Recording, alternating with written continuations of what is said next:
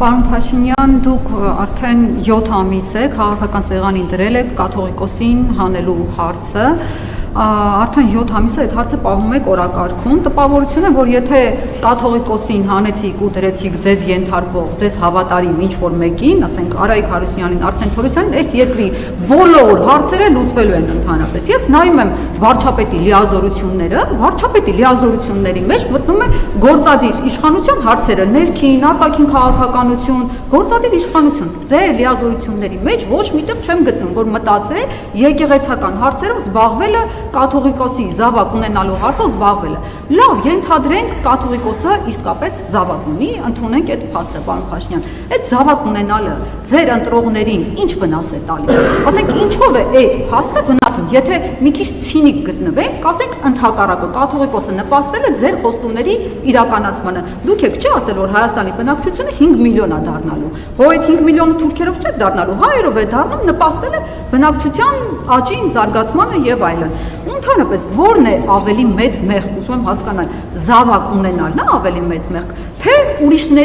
ուրիշների զավակներին կյանքից զրկելը, թե ուրիշների մի ամբողջ սերունդ զավակ ունենալու հնարավորությունից, կարողությունից զրկելը։ Այդ կաթողիկոսի զավակ ունենալն է մեզ ավելի մեծ վնաս տալիս, թե մտնել լայվ ու ասել կասկա-մասկա հավաքեք, եկեք սահման, իմանալու, որ հոպը իսկապես չի աշխատելու եւ ընդհանրապես մսաղաց է տանելու։ Եվ երկրորդ հարցը, եթե թույլ կտաք, Արման Թաթոյանը գտնում է, որ դուք հետևում եք իր ուղերձներին ու ասուլիսներին,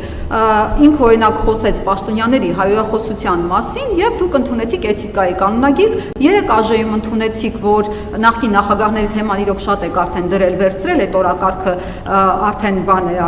որ զզվացնում է արդեն ու ինքն էլ էր այդ մասին խոսել, հիմա ինքը գտնում է, որ դուք ուշի-ուշով հետևում եք իր ուղերձներին, առաջիկայում առաջարկում է միասնության թևերին շարունակել հետևել, ձեր առաջիկա անելիքները ինքը կասի, հետևելու եք եւ ազդվում եք, թե չէ, շնորհակալ եմ։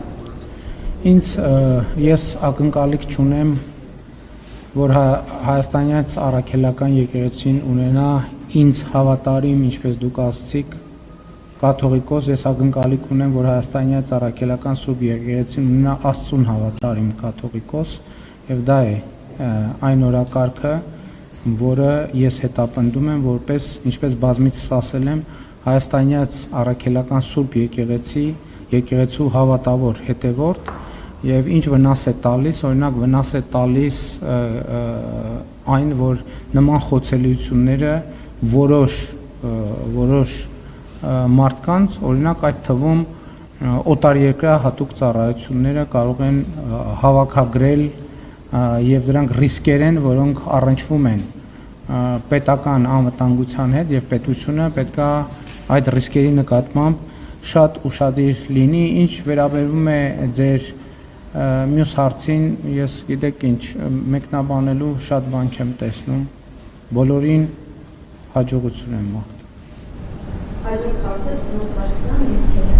Շնորհակալություն,